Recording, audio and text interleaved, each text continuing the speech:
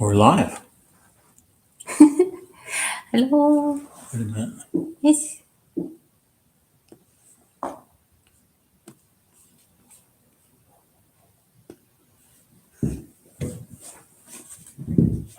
Okay. Happy Saturday, everybody. How are Hello, you? everyone. How are you doing? How are Mm-hmm. you doing? We are fine. Very fine. We have a whole lot of questions this time, so we're going to just jump right in and get started. We'll try to answer all of them. I don't know if it's going to be possible, but we'll do our best. Okay.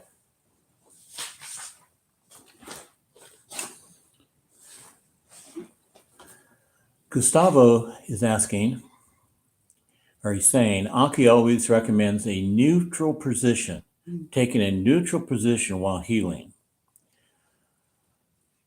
Could you elaborate on that more? I spent an hour on a Zoom call with a dear friend, but when I went to sleep, I realized I had acquired his heavy energy and had insomnia through the night. Yeah, that happens. And that's the reason why we want to put some protection around us before we start healing, first of all, like the shell of light or any talisman. It could be a cross in your chest, whatever. Um, but yeah, the neutral position is really important.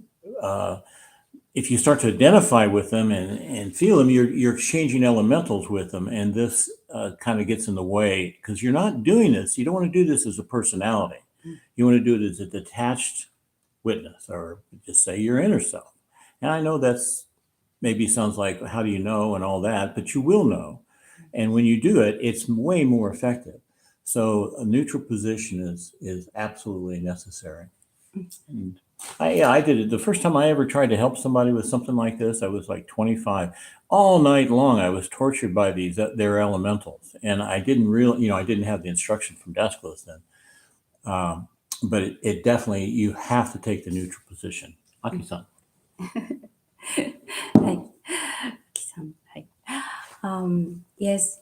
Uh, at the beginning, we make a Lord's prayer. We make a prayer and connect ourselves, uplift our vibration from our present day personality to our inner self, right? And this is the first step. And the second step is to cleanse our bodies.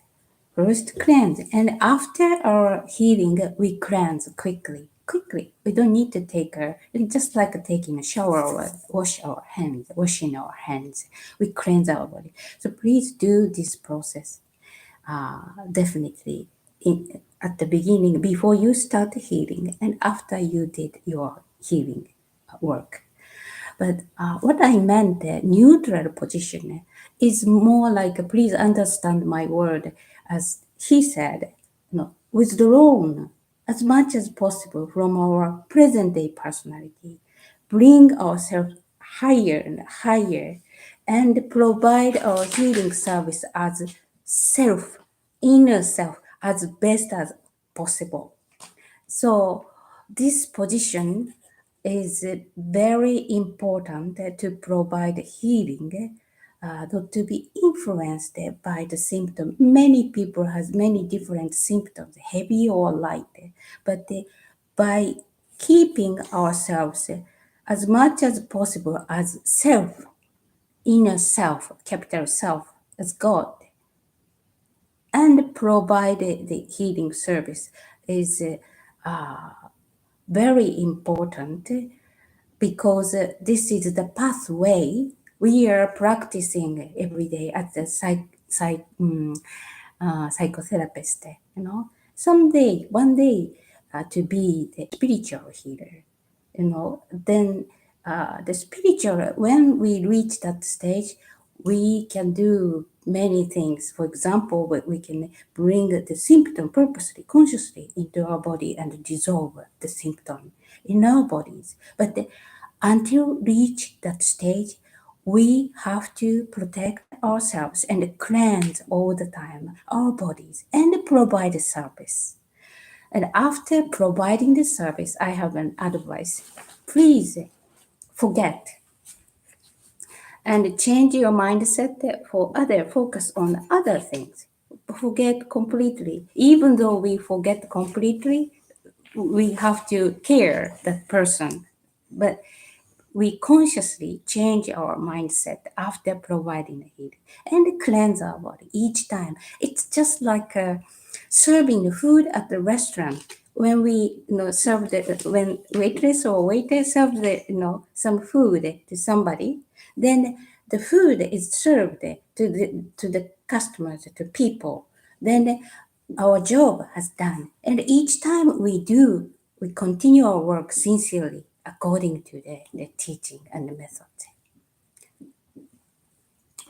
Wayne is asking, he says, I understand the cross on the symbol of life represents the four elements in balance, with ether at the center. Yes, any cross represents that. But why then is the arm representing the earth element longer? Does it represent projection into the material world?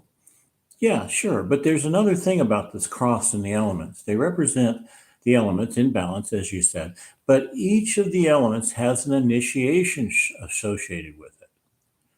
Fire initiation, water, but the earth initiation that's associated with spiritual passage is the longest and hardest one.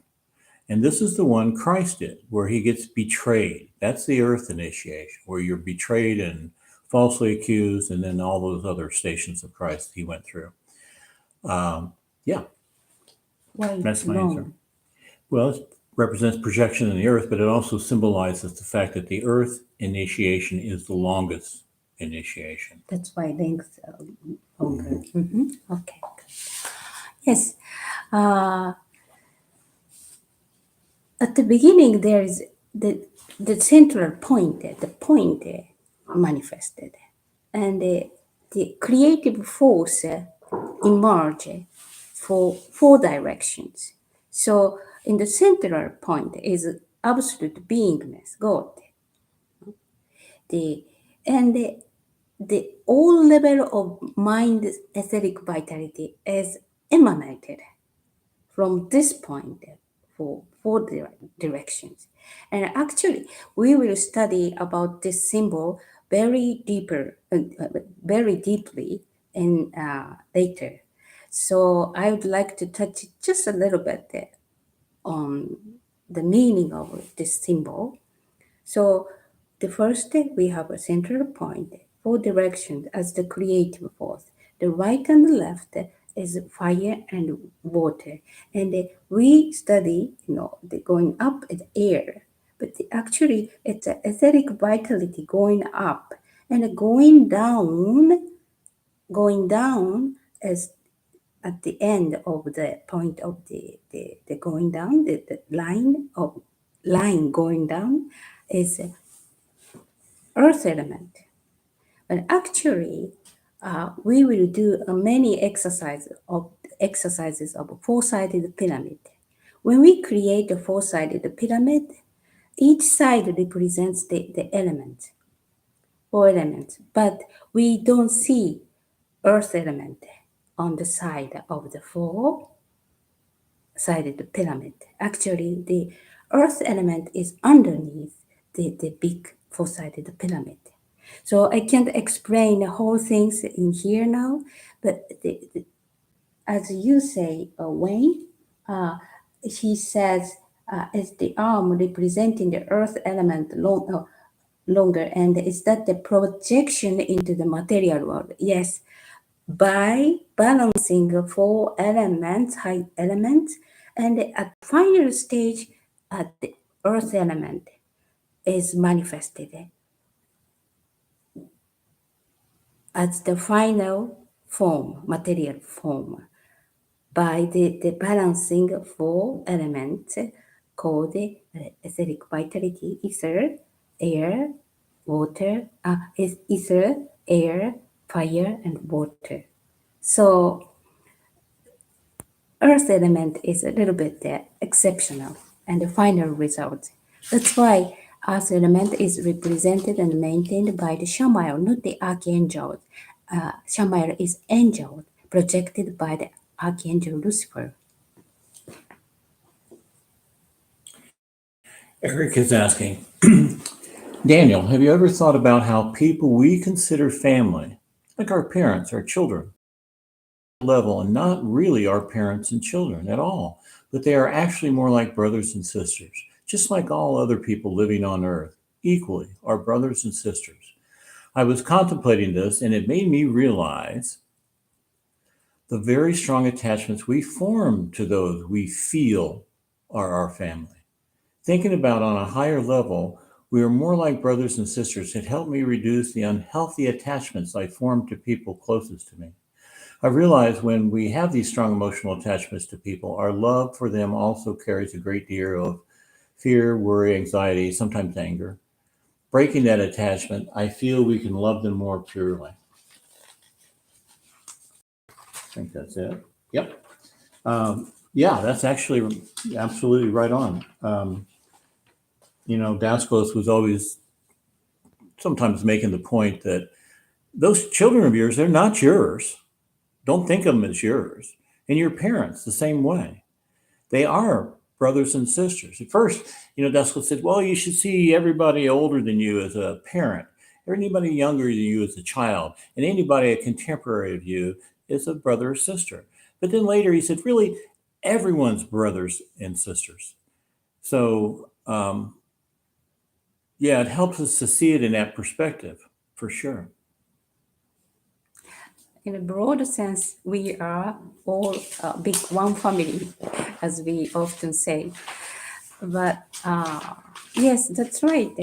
We don't need to bound by the title of a kind of family or title of the relationship.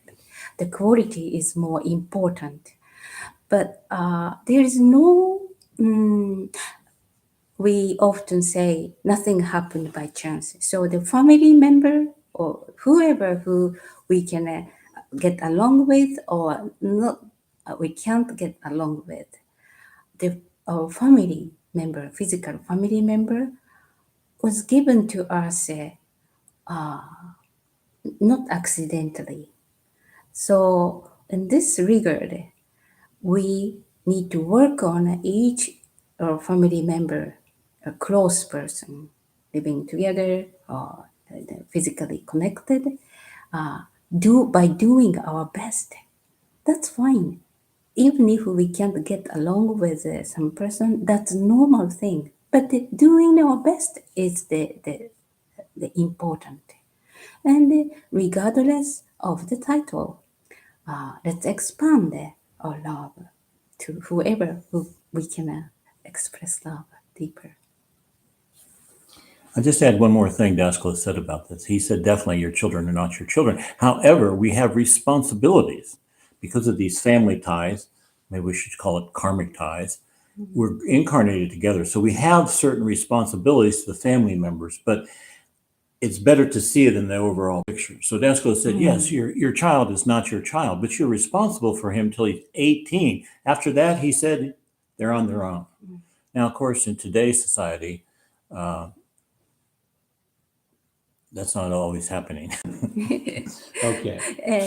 And if we have some kind of close person, people who we cannot get along with, let's introspect and find the essence behind this kind of disharmony or imbalance by introspection.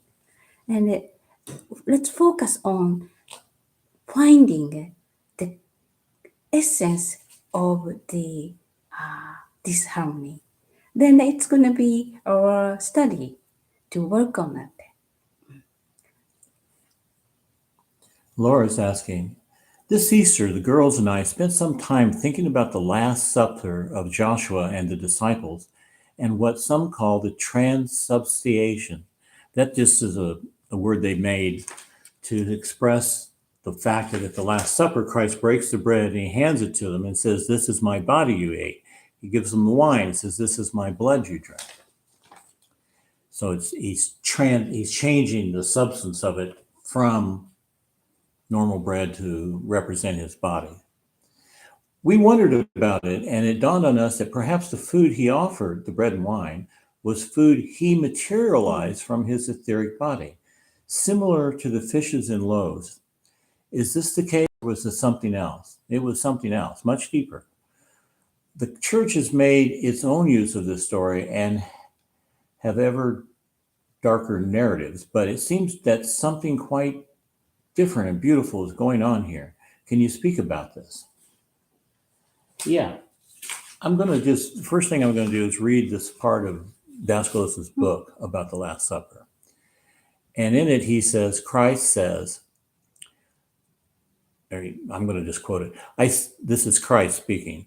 I said that he who eats my flesh and drinks my blood will have eternal life as a human being. I materialize my mind vitality into bread and fish, which means, now he's talking about the loaves and fishes. I materialize my body into the bread and fish, which when consumed becomes the flesh and blood of a human body. Is my mind vitality, this is like the energetic component of mine, when materialized into bread and fish, not my flesh and blood too? This is not all what I mean you to understand. I mean that as a spirit ego being living on earth needs mine, he's talking about Christ, vitality for his flesh and blood, and that any spirit ego to incarnate needs a material body, my flesh and blood. So there's a couple levels going on with this. It's showing you that he materialized etheric vitality into the food, into his flesh and blood.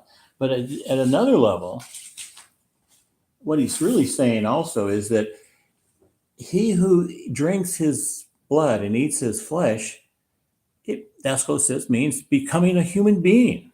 Even in the bigger picture, it means becoming a human being. And our flesh and blood has to be his flesh and blood, of course, because everything that was made through him. Nothing was made without him. So the food we eat and the water we drink are all transformed into our flesh and blood. And he's providing, everything is provided from God. So everything that we eat turns into our flesh and blood, but it was his flesh and blood to begin with. Even our flesh and blood, should be considered his flesh and blood. That's it? Yeah. Go ahead. Yes, he explained what I would like to say. So, some didn't like what Christ said, and they just scared, and they didn't like and left because they couldn't understand what he meant. Blood and flesh. It sounds cruel, but actually, what he meant was etheric vitality, as he explained, as Daniel explained now. And I would like to read the part which explained this part.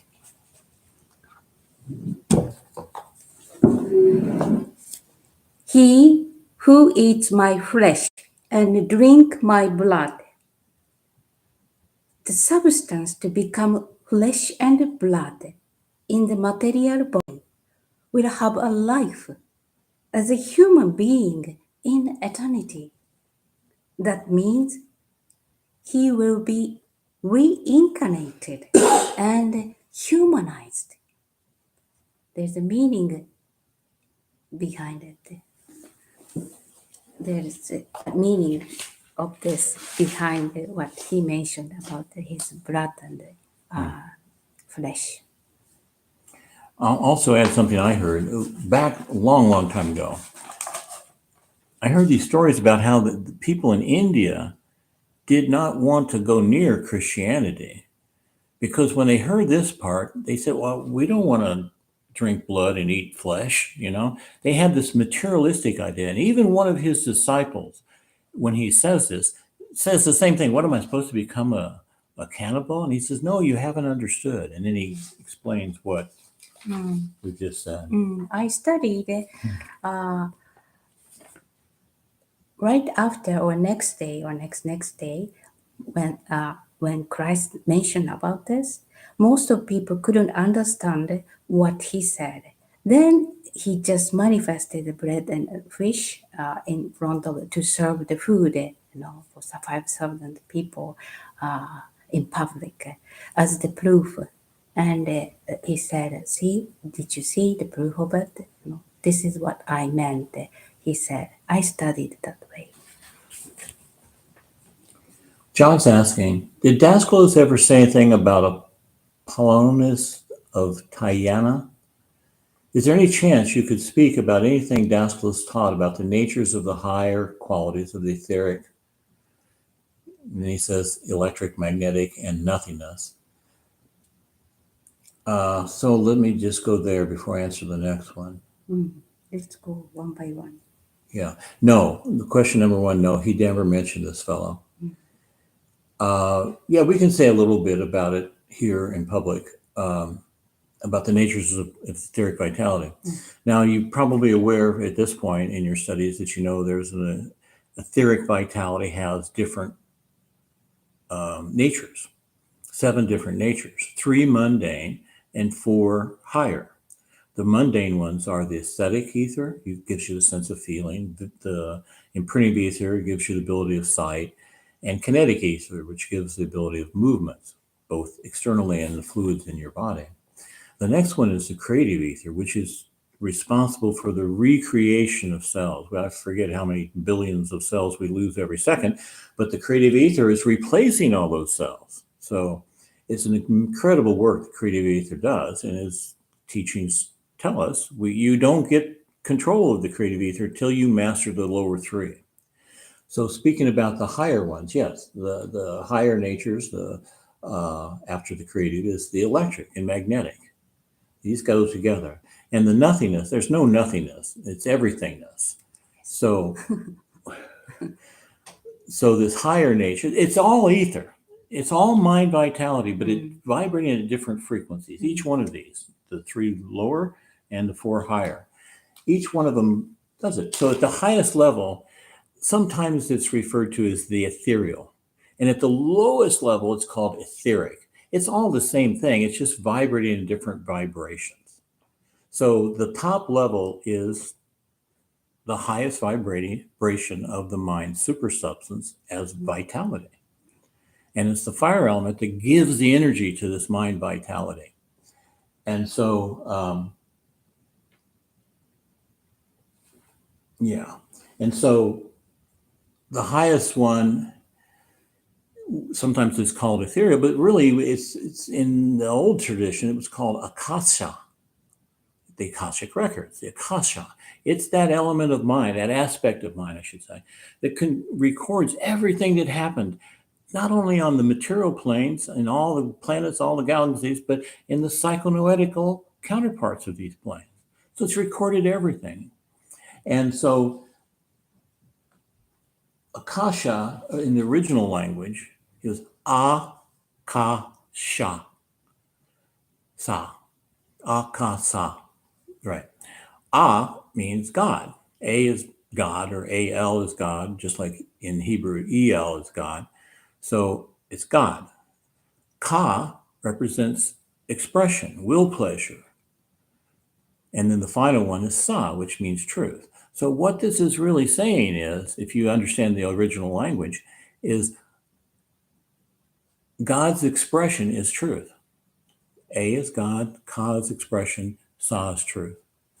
So it's the highest vibrating aspect of this mind vitality.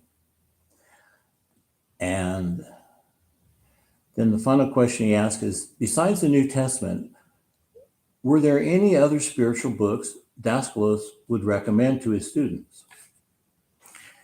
Well, as you know, he recommended the New Testament of the Bible. He didn't say the whole Bible, the New Testament, because the New Testament and the Old Testament are quite different gods they're talking about, and they've been mashed together. And I won't even go into why, but they've been put together, okay? So Dascalos said the New Testament, even though there's much been taken out of it, it still contains a vast amount of truth. It's really beneficial to wherever we are right now.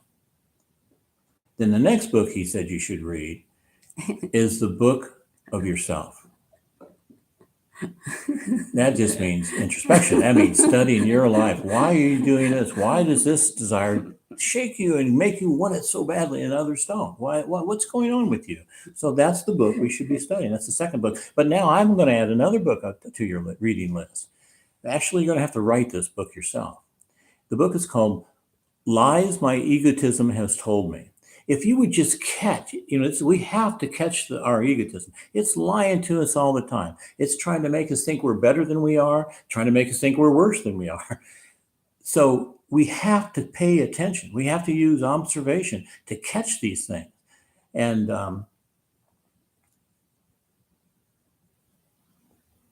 that's an important book. Dascos never recommended anything but the New Testament and the book of your own life. And I'm recommending this one, but you have to write it before you can read it.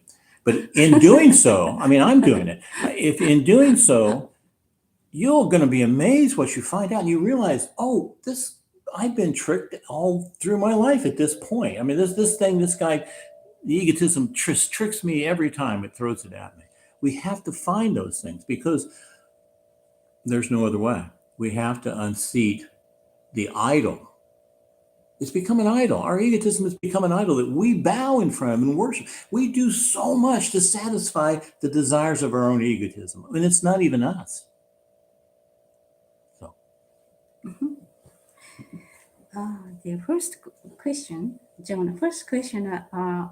I don't know very much about him. So, I would like to. Yes, I don't have any knowledge about him. So, and I've never heard about him in the teaching. And the second one, yes, he explained most of the part. So, yes, the higher quality of the aesthetic vitality. As Daskar said in the teaching, everything is mind except life itself. So everything is created and manifested through the aesthetic vitality. Mind aesthetic vitality, which has so many levels.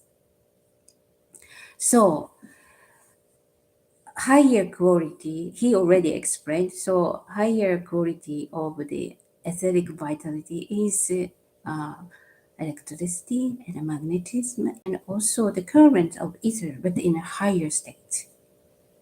As I said, in many levels, in the higher or highest states of ether. These are the highest, higher quality of the functions of ether. But so far, as he said, and I say many times in my meditation, we have to work on aesthetic, kinetic imprinting ether again and again and again. Then naturally, creative ether will come, which contains a higher quality of the aesthetic vitality. So let's go step by step. And he also said that there is no nothingness.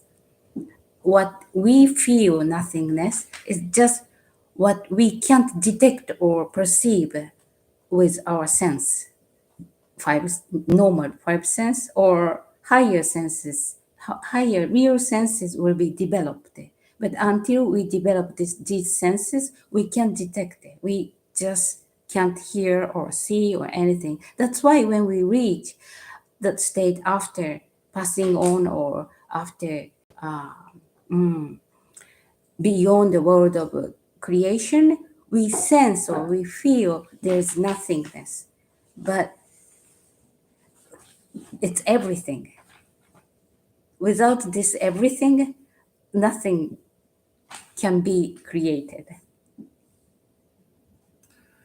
Linda has a question. She says, I have a bit of a weird question.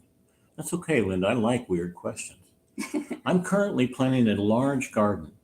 My question is, do the seeds and plants I'm planting have a psychical and noetical counterpart?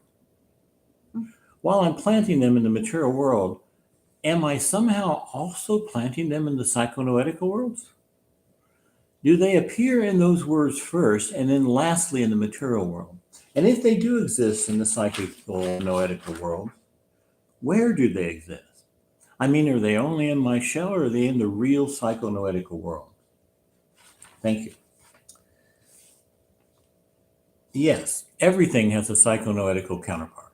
Seeds, plants, rocks, everything. You're wondering if you're planting them in the psychonoetic worlds. Do they appear in those worlds first? Well, of course they appear in those worlds first, because before you physically plant it, you think about planting it. That's noetical.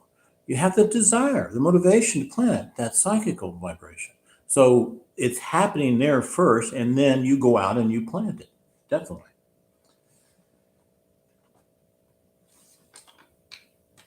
If they do appear in the psychonoetical worlds, where do they exist? Well, they exist only in your shell. Why? Why is it only in your shell? Each of these three worlds of existence, material, psychical, noetical, have different laws governing it. In this world, we have the ability to go down and plant things or cut trees down, take mountains out, put roads through. You can't do that in the real psychonoetical environment. It's fixed. It's totally under the control of the archangels. We can't affect it. So they just become part of your psychonoetical worlds. And you may have heard the story about Dascalos going and he picks a flower in the psychonoetical worlds and he puts it in a vase when he's 7 years old. When I was there with him, he was in his 70s. He said, I went back. He was 77. I went back and I looked at that, and it's still there perfect. It hasn't diminished in the least. It's not grown old. It's not wilted. It's just as fresh as when he cut it and put it in the vase. And that tells you something about the durability of things we create in the psychic world. They're much more durable than in the material world. And in the noetic world, they're even more durable. But we down here think, oh, that's kind of abstract up there. No, that's the most concrete part. And that's what's bringing the manifestation down here. Aki-san. Hi. Yes, as he said, whatever we do or whatever existing in here has psychonoetical counterpart. Otherwise, it can't exist. So the action which we do, in this case, seeding the plant, when we are seeding, of course, we have etheric counterpart, the psychonoetical counterpart. Otherwise, it can't manifest. We can't manifest this action. So we do have one. But it's in our psychonoetical shell. But even if it's in our psychonoetical shell, our psychonoetical shell is in the real psychonoetical world. So it's in the part of the real psychonoetical world, but it's in the shell. Good. Daniela asked, it will be our Eastern Orthodox Easter on the 24th. Would you elaborate again on the meaning and significance of the resurrection that we celebrate? What would have been the coming of Joshua Emmanuel Christ without the resurrection? It would have, that's the reason he came. It would have been nothing. He wouldn't have, his mission was to show us the resurrection. Let me just answer the first part first. The real meaning of the resurrection, the church will tell you, oh, resurrection is all the people that's ever lived buried in the graves. At the end times, they're going to stand up out of their graves. Now, you try to imagine that. People have been living 50,000 years ago. They're going to stand up from the grave? No, that's nonsense. That's absolute nonsense. What the resurrection means, for us, it means the resurrection of our present day personality into our soul self. Now, he came and he willingly put his arms on the cross to be nailed to the cross because he came for this very purpose. Now, there's been lots of masters, lots of saints who've been, it's documented where they've raised people from the dead, but no one has resurrected themselves physically, their material body from the dead. So this is what Christ did. He's showing us, and he says this, flesh and blood, they mean nothing. It's the soul that counts. don't worry about anybody that kills your material body. They can't touch your soul. So the point, the whole thing is, it's not the material body. This is not about the material body. This is about the resurrection into our soul self-awareness. That's what the resurrection really is. And in our system, there are different, we can call them initiations, but let's call them crucifixions because that's what they are. Crucifixions. Christ said, pick up your cross and follow me. Where do you think we're going to follow him to? The crucifixion. Now, the first crucifixion is extremely painful for your personality. Extremely painful. The second crucifixion is beautiful, sweet. It's a deepening into your purpose on earth, into your mission, if you will. Into yourself, though, primarily. And then the final one is the final crucifixion is the last one. The first one is the crucifixion of the material body. The second one is the soul. It's not crucifying the soul, but the soul deepens its works. It's a transformation. And the final one is the spirit. So the three crucifixions have to do with the spirit, soul, and body. But again, the last two are not painful. They're joyous celebrations as you enter into higher states of reality. And let's see, there's one last part. Yeah.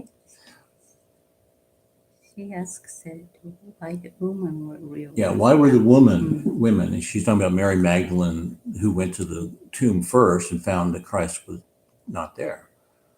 He had risen, but not the men disciples. Why are the messages what are the messages and responsibilities for us today? Well, I don't know that there's anything specifically important about the fact that Mary saw him before the other male disciples saw him. I've never heard any gender thing about that. But our responsibilities are we have to pick up our cross. What's our cross? Our cross is our troubles, our sorrows, our responsibilities, the karma we carry for other people. That's the cross. So we put it on our shoulder and follow him, where we follow him to the crucifixion. And that's where the whole thing gets transmuted. The present-day personality gets transmuted into the permanent personality. This is what Christ meant when he said, the mortal will become immortal. The perishable shall become imperishable. It's at the resurrection. My understanding, Christ, one of the biggest Christ work, mission on earth was to teach human beings at that time that we are not the bodies. He needed to show the evidence we are not just bodies, which the people who were living at the time hardly could understand. So he needed to show the evidence of it. So Christ said, after 3 days, on the third day, he would resurrect. So during these 3 days, he just helped the spirit souls in the fourth, fifth dimension, other worlds. And he came back and showed we are human beings are not just bodies, more than that, spirit soul, resurrection. He resurrected as the material body to show the evidence, but the deeper meaning is we are spirit soul, which has bodies. This is the teaching and mission of the Christ. And why ladies could notice it, but the disciples, male disciples, hardly could understand or detect it or acknowledge it. I think Mother Mary already knew it because she knew it because she's from archangelic order. She knew it. Christ would resurrected. And she says that in the Joshua Emmanuel book, it's also said that Mary noticed it and went to the grave. So she knew it. And also, our father Yohanan, Saint John, of course, knew it. Please take a look and read Joshua Emmanuel, the Christ book. This about the detail on this. Anyway, need to show the evidence to people, starting with the closest people, including Yasunai. He appeared in the room of Yasunai. He was passing on. He just showed it in the room, visited the disciples and the temple of the saints. So he had his own process and how to show the evidence of it. I don't know. I don't think actually lady was first. Male was male person. Male people were the next. I don't see it like that, but there is definitely deeper teaching behind it. For example, when he showed his materialized body, before then, Thomas never believed it like other people. Then he said he wants to see the evidence of it. Then immediately Christ showed up. And he said that there is a famous word. I really want to introduce this word. Do you know the word which Christ said to Thomas when he incarnated? When he showed his body. Thomas doubted it and he said, yes, put your yes. fingers in the wounds. Is that what you mean? Yeah, but maybe when I find it, he said this way: blessed are those who have not seen and yet have believed. This is very symbolic. So in each case, according to each person, he just gave the teaching to believe the truth.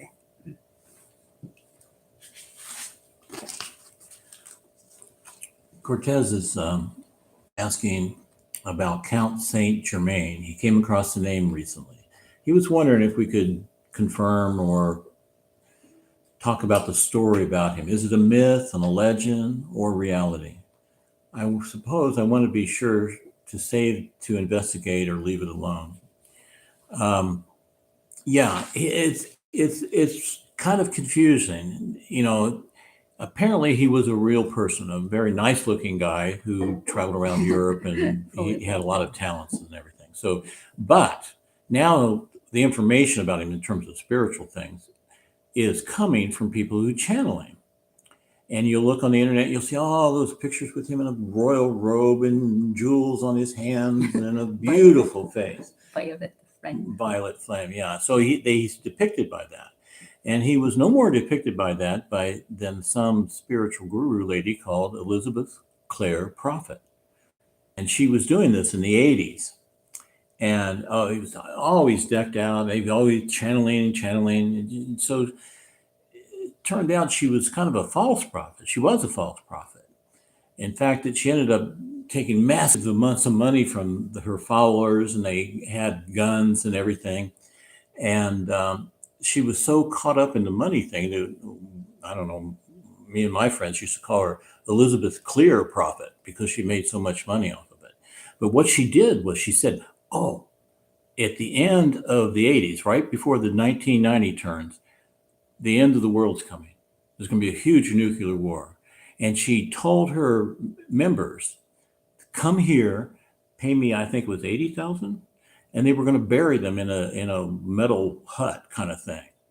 And people, I watched this on the news, people streamed from all across America to this. Like, they sold everything they had because they believed in her.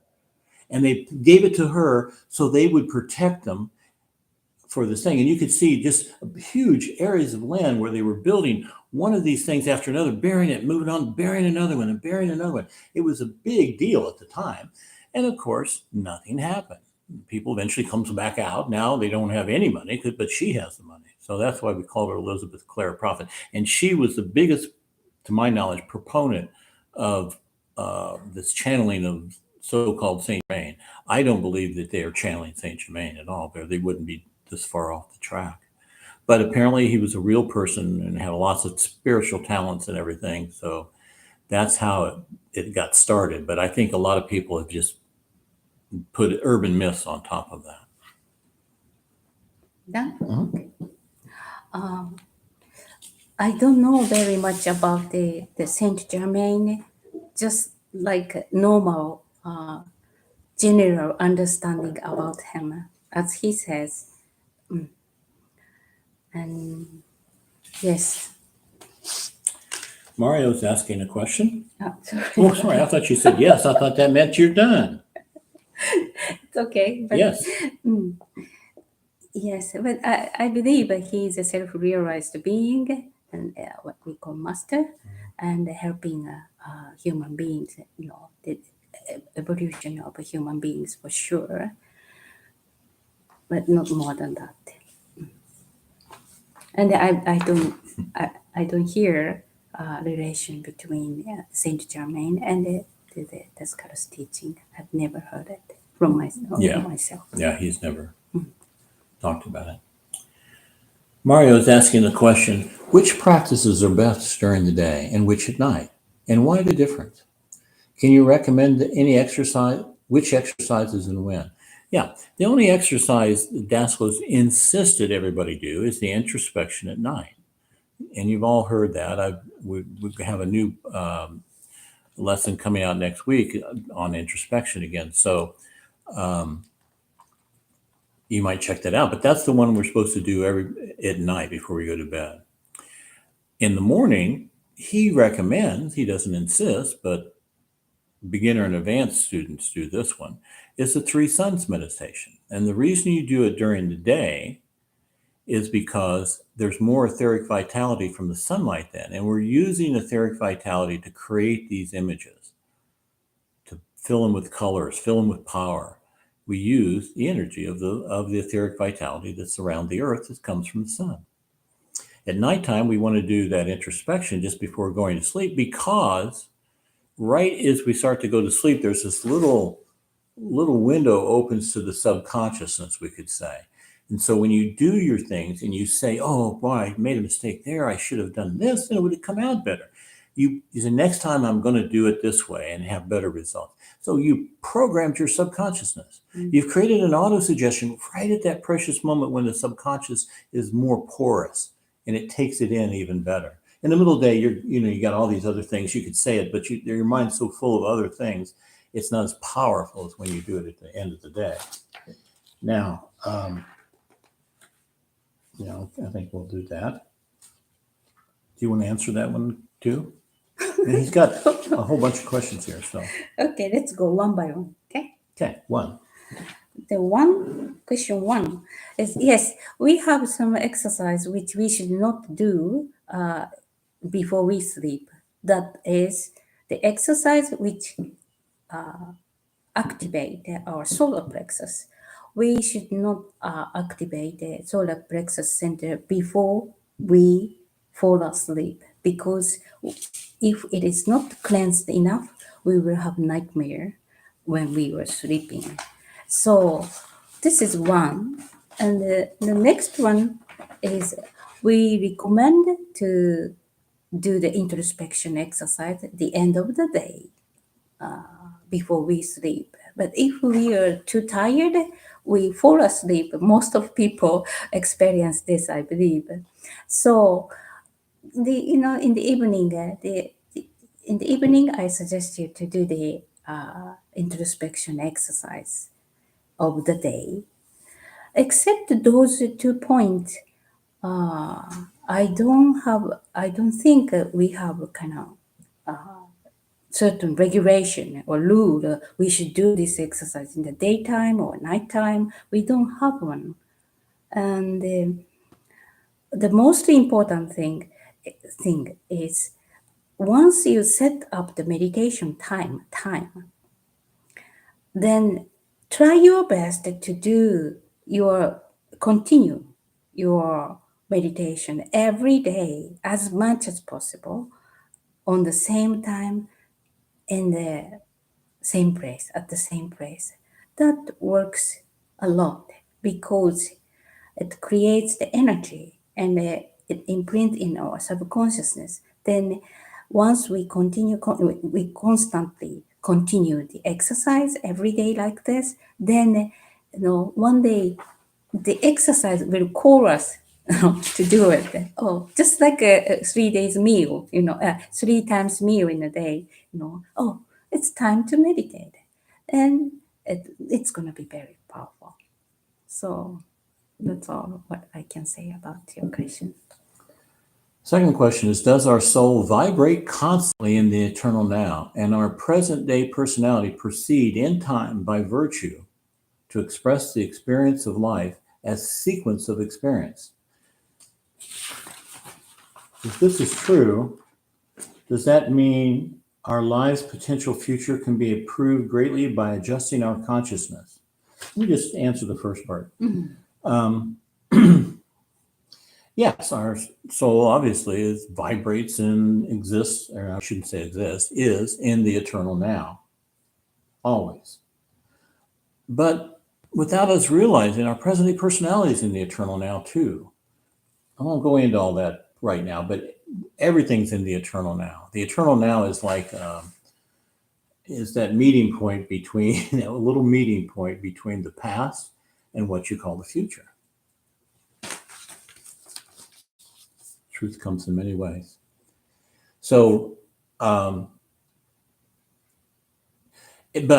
when we come into the worlds of existence, now we're in a different condition than the state of beingness, which is the home of the soul. Now we have the soul in expression as a temporary present day personality. Time is nothing more than a progression of sequence. We clocked it off and measured it by hours and days and weeks and all that stuff. But it's just the passing of one experience into another experience into another experience. This is our life as a phenomenon of life. So now he's asking, does this mean that our lives' potential future can be improved greatly by adjusting our consciousness?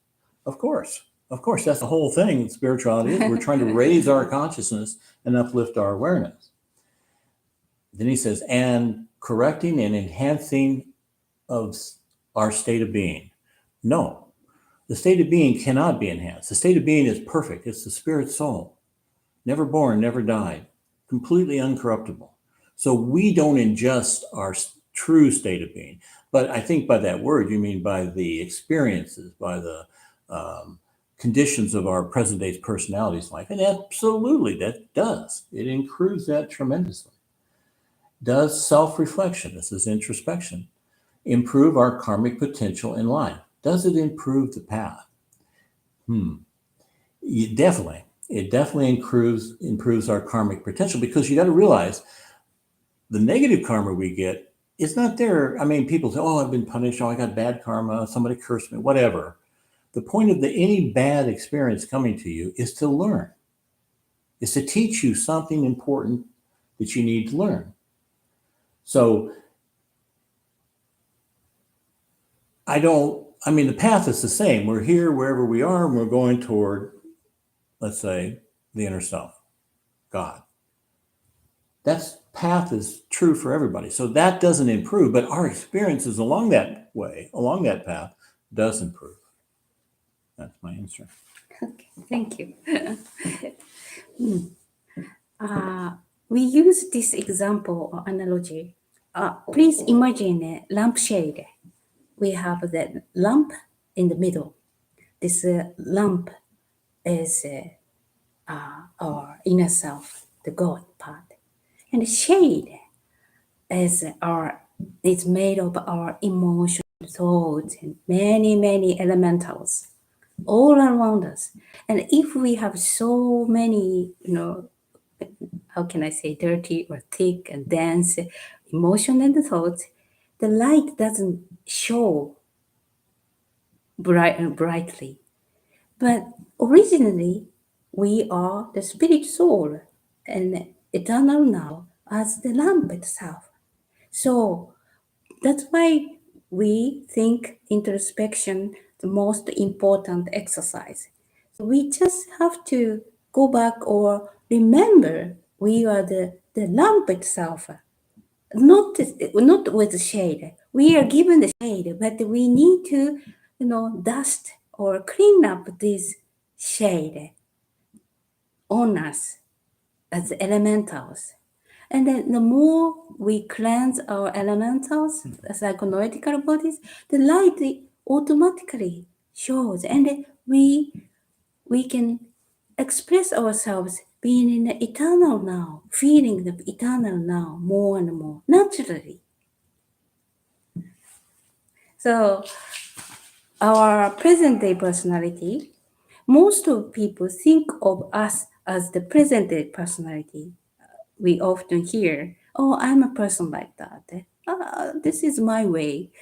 But actually, in truth, we can update our personalities as much as we wish. Just like we update our cellular phone, right?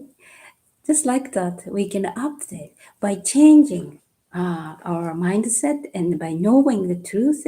We consciously, but we have to work on it consciously. We need power, willpower to update our personalities, but we can do it. And remember, we are the light, not the shade. Okay? Does researchers of truth believe that our present day personality passes away into oblivion totally? Or do we have a body into the noetic psychical world? Do we reside forever in this world after passing over until the next incarnation? Or is the Logos granting us life in these worlds by deeds, enhanced life, or self development? What's the difference? The Bible mentions a lot about the kingdom of heaven by deed and through Christ. What are the researchers of truth thoughts on this? We don't believe the personality passes into oblivion. We know that the personality, when the material body dies, the personality as a self-awareness passes into the higher bodies, the psychonoetical, not the noetic, the psychonoetical. And we live in these bodies, in the psychonoetical worlds, and for a period of time. It's not eternal. And then when we're done with our work as we're done with our work on the material plane, we finish our work on the psychical plane, noetical plane, and then we go into the noetic state. This is the home of the spirit body, not spiritual body, but spirit body. And there we rest and await the next assignment. And then we're projected back out in a new incarnation with a new name, a new duties, new talents, and they were not new talents, but new things to accomplish in the world, new experiences slated for us. Because it's through these experiences that we raise our consciousness, and that really helps us, especially if you're doing the work down here and you're really trying to understand what's happening with your life. You improve your life on the other side so much right now, and you never know. Of course, we're in these worlds right now too, but we're not conscious of them. But when our material body passes, we will find ourselves in the plane, that means the level of the psychonoetical worlds, that we vibrate in harmony to.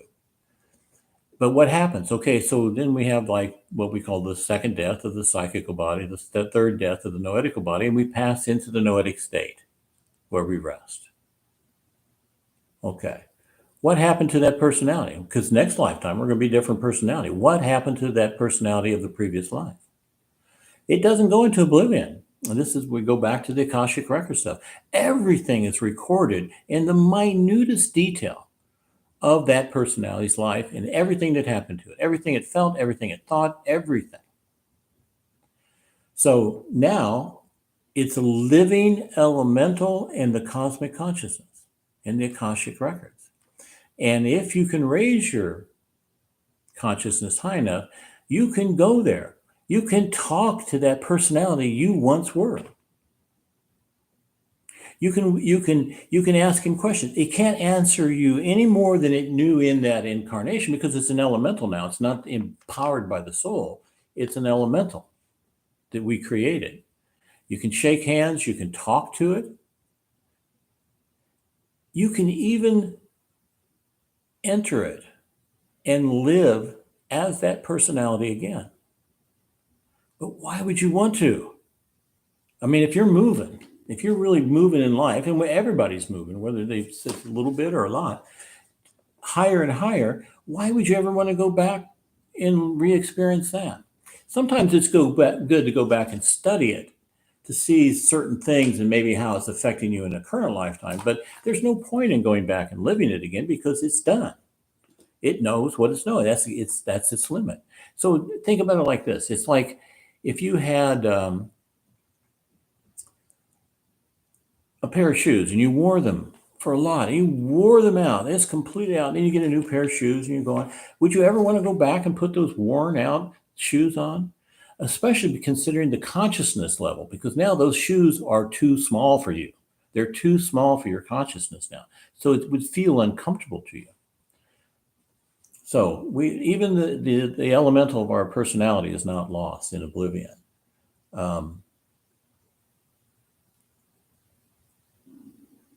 Yeah. Son? Mm-hmm. Yes. After we pass on this dimension, we continue our life in the psychical world and the noetical world. And when we reincarnate, you're very welcome. Before we reincarnate, we reach to the noetic, the world, and reincarnate into our bodies. But maybe we mentioned already the past Q&A. In a day, when we sleep, we reach that state, which is called a noetic state, certain period in a day during the sleeping. So, and then we compose our personality into our own without making a mistake. This is amazing process. But every day and each time when we sleep, we repeat this process.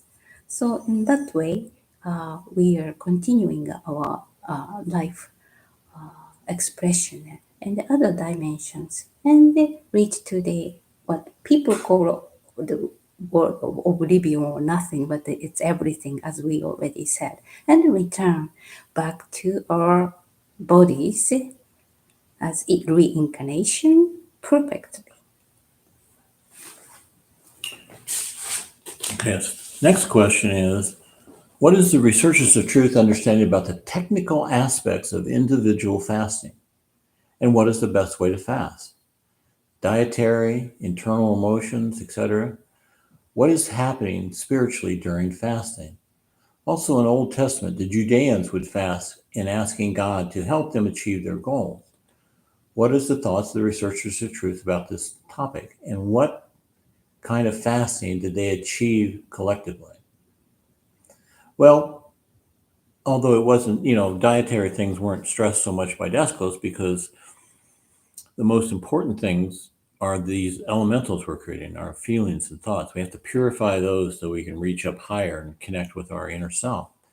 But it doesn't mean that they aren't. Fasting isn't a really, really good thing. It's definitely a Christian thing. And particularly if you can find, and I found it, this is an old bookstore. There's a book called, it's by the Essenes. It's by the Essenes, and it's called the Essene Book of Fasting. And it talks all about it. There's lots of good information about fasting out there. And remember what Christ said.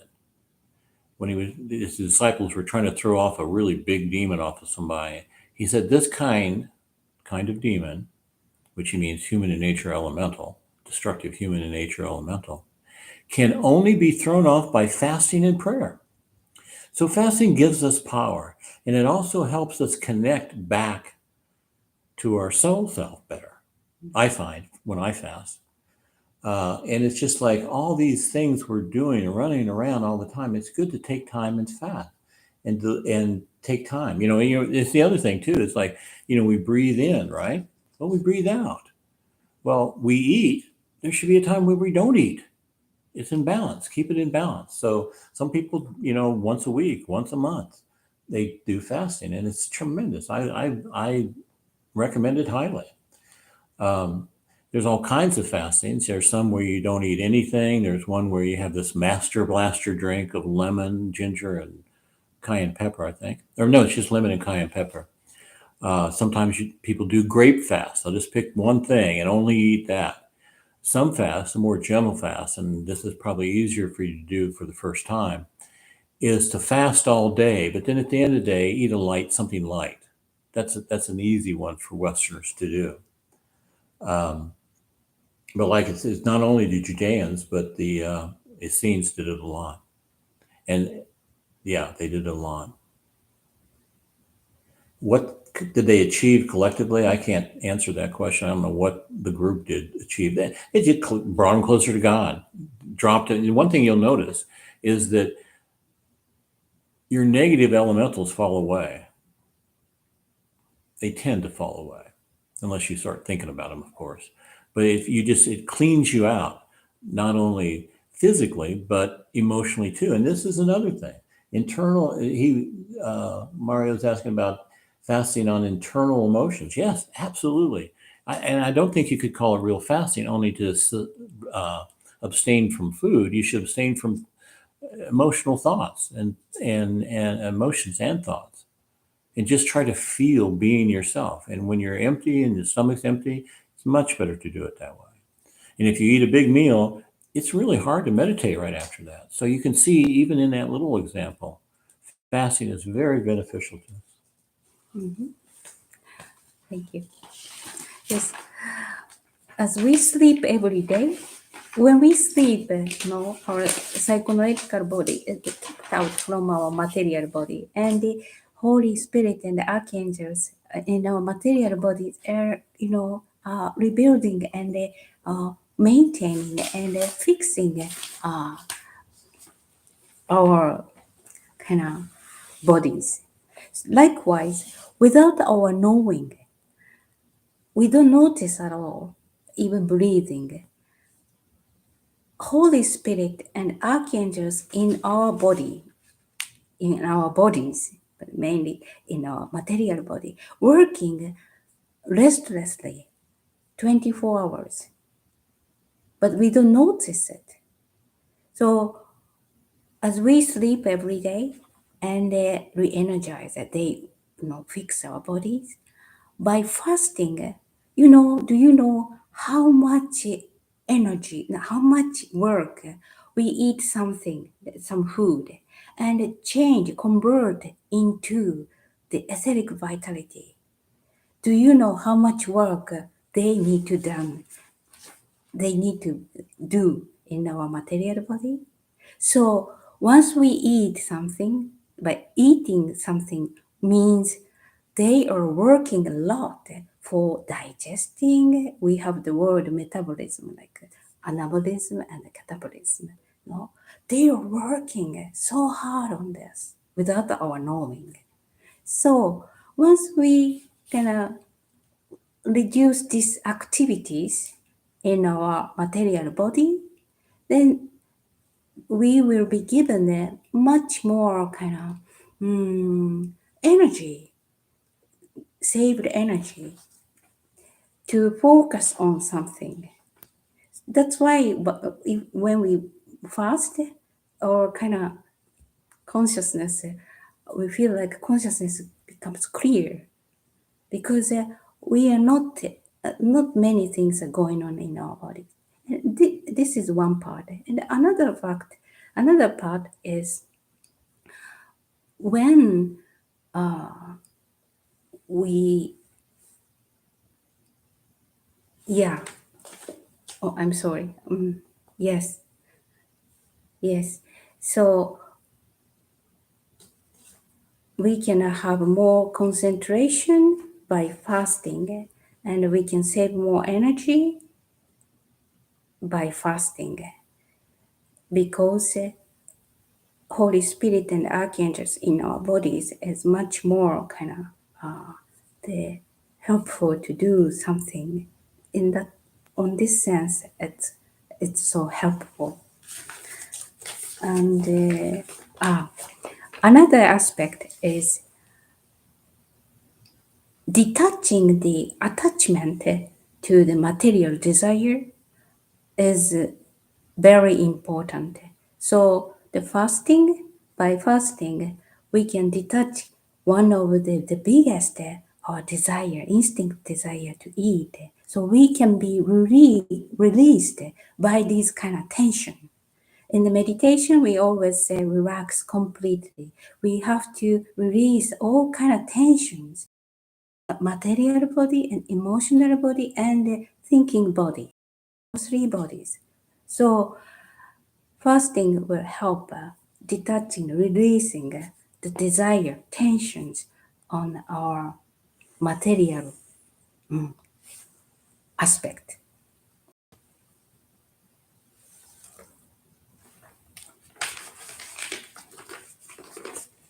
Don't forget to drink water when you fast, though. May I add? There are so many ways of fasting. I do myself too, but please be careful and follow safe system of fasting, especially when after fasting long time, when you start to eat, please follow the safest method if you do that.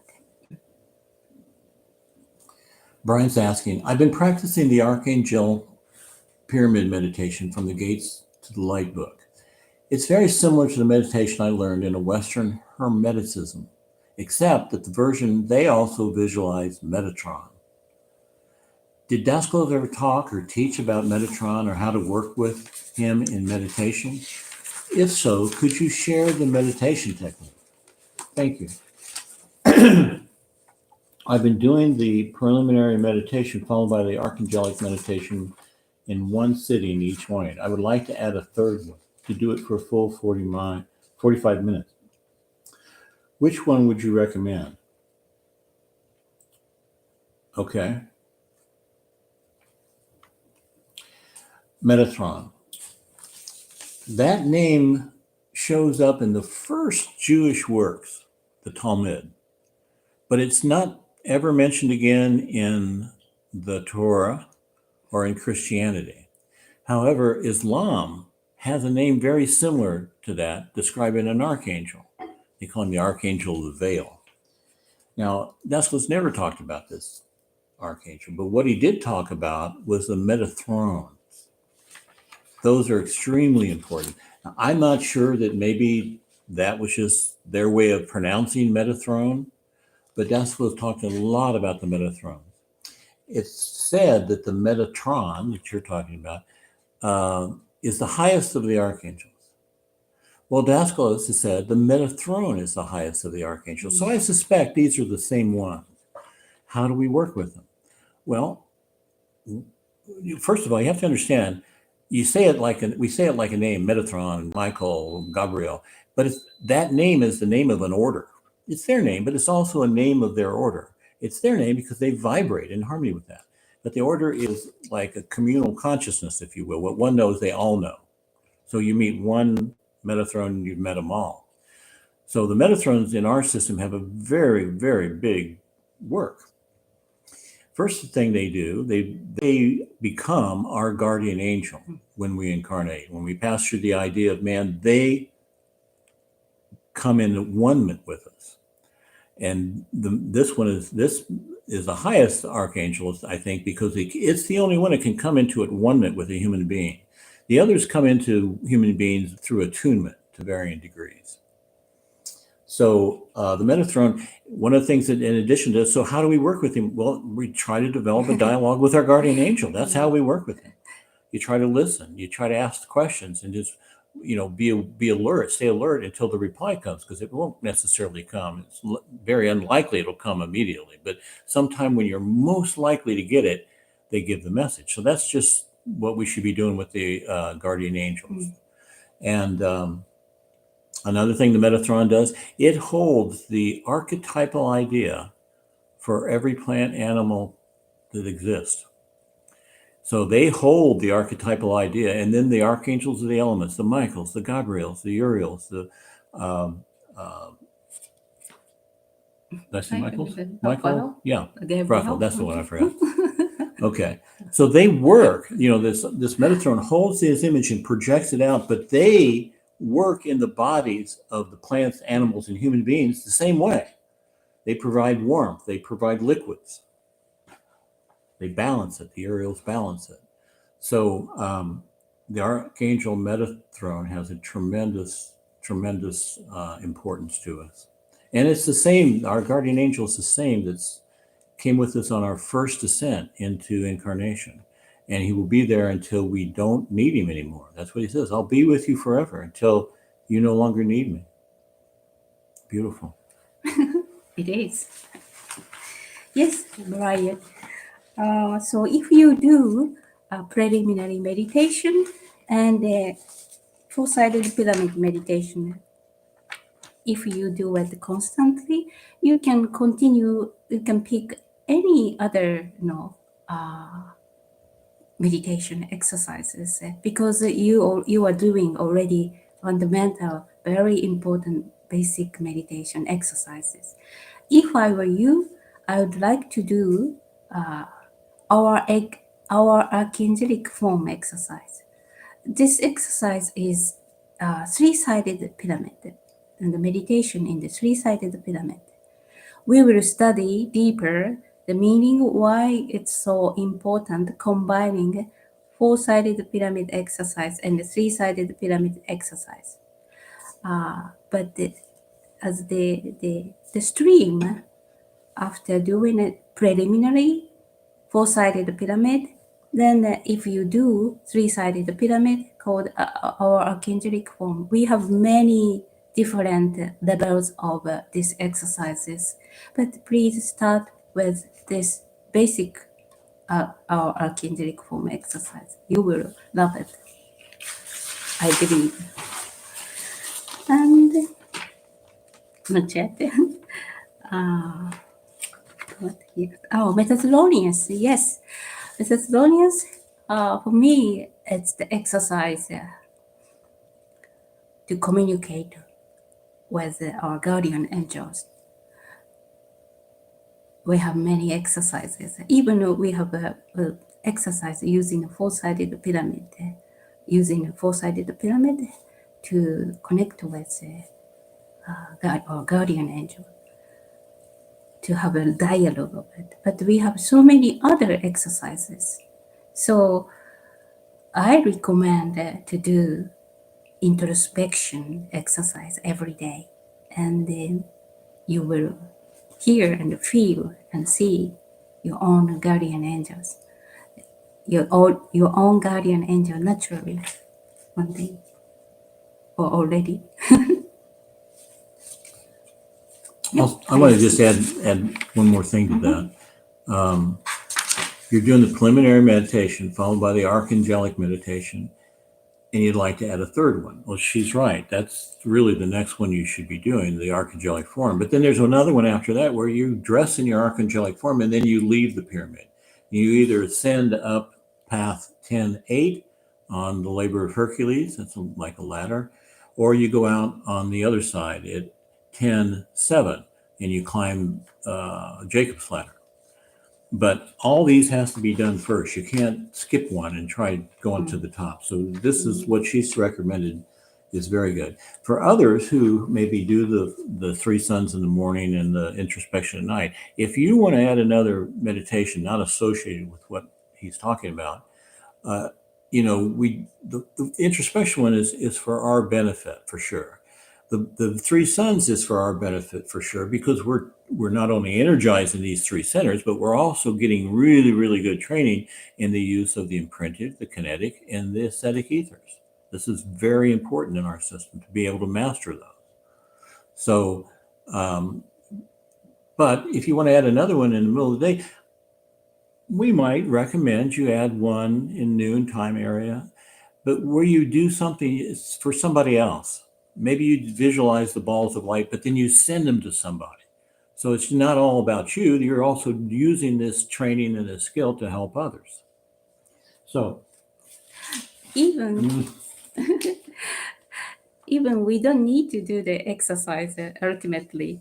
Just if you don't really have time, just live your life, daily life, consciously availing aesthetic vitality, aesthetic double in your bodies, and try to use what we are practicing, aesthetic, kinetic, imprinting ether for whatever we do, for anything we are engaging in. Then we can naturally train ourselves to handle the aesthetic vitalities. So if you really don't have time, let's live consciously using aesthetic double in your body, ethers. Christine asks, Dear Daniel Aki, thank you so much for your kind answers to my last question. My questions this time are, how do we know which exercises to do and when? I love the three suns, but we also need to train our etheric hands, etc.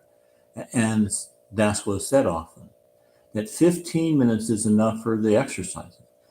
That's at a time. I mean, you can do 3 exercises for 15 minutes if you want. And later on, you'll do it 20 maybe. It's not fixed. It's just in the beginning, it's recommended to do simple, clear ones. It's more important to get them clear than to do long ones. Much more important.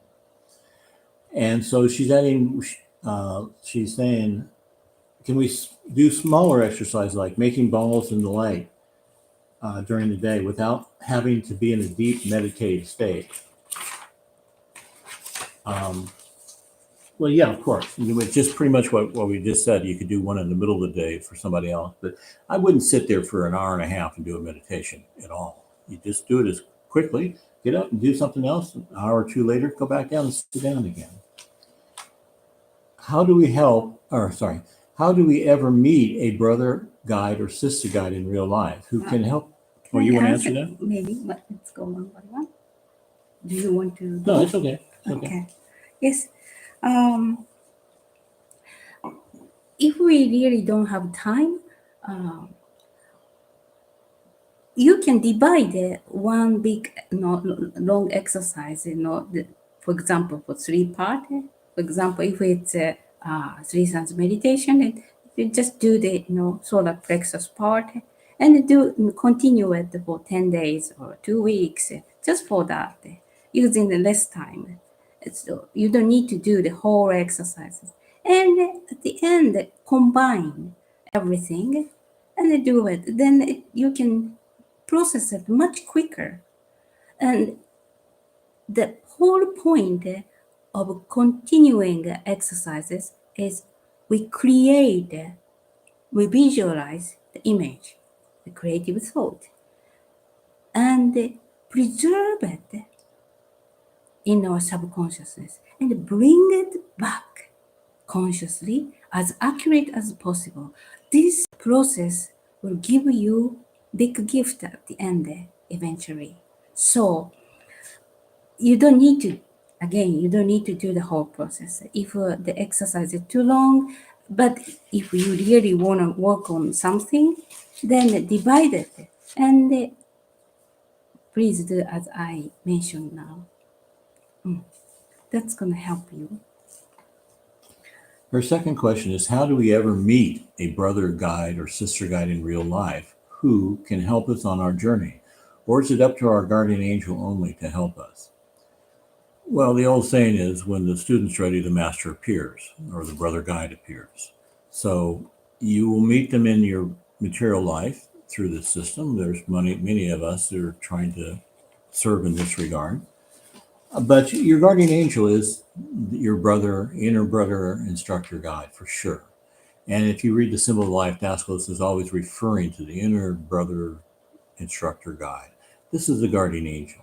And the reason we want to cultivate this dialogue with him is because if you meet a human brother or sister guide, they can make a mistake. The guardian can't make a mistake. The guardian's known you from your first incarnation all the way till now. Same guardian angel knows everything you've ever thought It's hard to understand how he can do that, but he has super consciousness. He uses super consciousness, so he can know anything past, present, and future kind of thing. So um, he is the best help because he can teach you stuff that earthly masters or earthly brothers and sisters, guys, can't tell you. They're not allowed to tell you, for example, or maybe they don't know in some cases. But the guardian knows everything. He knows exactly the perfect time to tell you, the perfect time to help you, exactly the perfect answer. So please develop your connection to your guardian. It's the best. And we can't always be around. I mean, everybody wants to be around a brother, a master, right? A brother, a guy that really knows, and they want to hang out with him and just spend every time. But really, that's great, and that's needed at a certain stage. But ultimately, we can't always be around such a person all the time. So we have to develop this inner brother guide, the communication with the inner brother guide. Mm. He said a good word, inner brother guide. Yes, when we meditate deeper and deeper, and then we will meet or feel or receive the guidance of brother and sister guide inside of us. So we will have the experience of the help or guidance from our brother and sister, and we can see or feel or hear clearly. Oh, this is not from a guardian angel. This is from brother and sister, and we will be amazed and feel joy by receiving it. So if you are lucky and find a physical master or a brother and sister around your area or traveling all around the world, it's okay. That's your choice. But please uh, realize in our inner world is much, much deeper and wider than the outer world. And brother and sister guide will come to us when we go sincerely, we work on the exercise or teaching deeper sincerely. Then one day they are watching us and they are ready to help us. So that's only the matter of how much we are ready to receive it. Okay, Christine's last question is, if we listen to a recording of a webinar or exercise from Aki or you or Panayota, is it as powerful or as effective as listening to it live or doing the exercise ourselves? I wondered this because I sometimes can't attend real time, and I'm wondering if I'm missing out in some ways.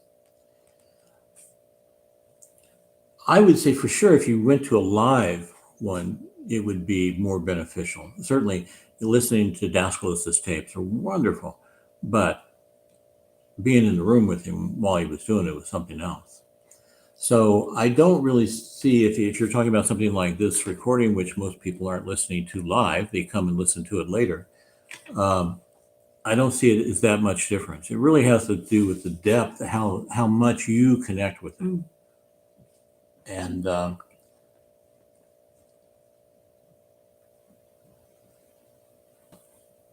yeah, I would say you're not missing out.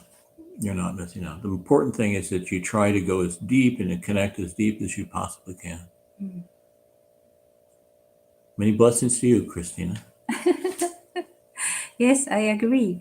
I think it's the matter of your relaxation, how much you can completely relax and attune yourself with the exercise or teaching or whatever. It doesn't matter who provide and who provided or what is the, how can I say, who provide or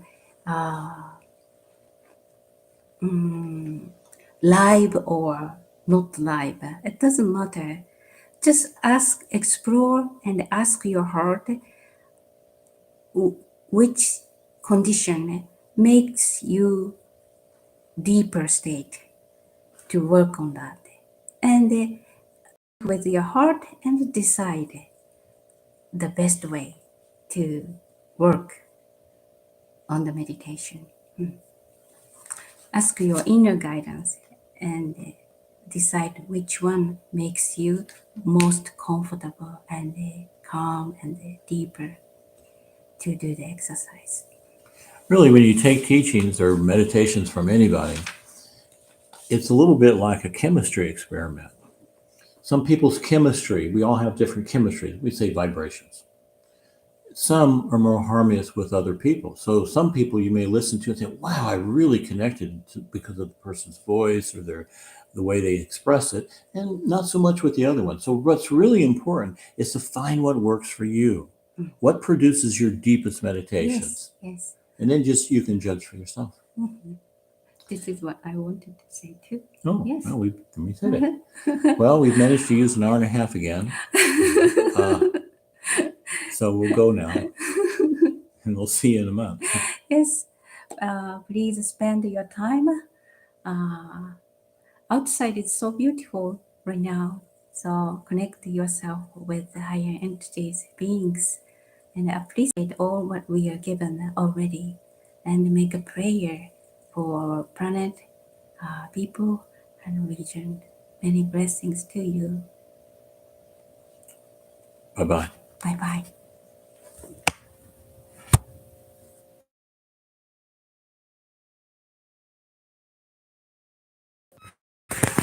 Okay.